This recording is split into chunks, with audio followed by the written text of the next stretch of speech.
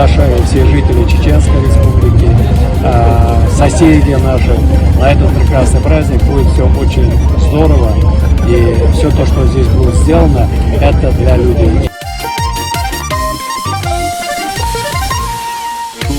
İslerin kiterlik halk meydanlar tola şitte kalmalı eydeli Tatarının alı beyremi bugün bir saban toyu Saban toyu, saban toyu anadılana gülle Saban toyu kebek gürle üstse iyi ömürler Saban toyu, saban toyu anadılana gülle Saban toyu kebek gürle üstse iyi ömürler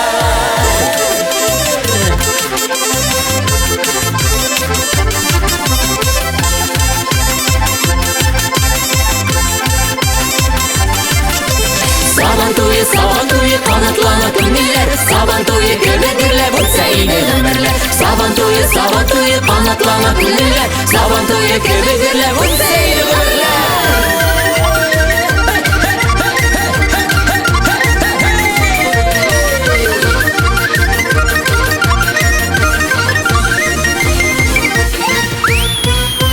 Всем огромное спасибо большой команде, которые нам смогли, так скажем, помочь в подготовке этого праздника.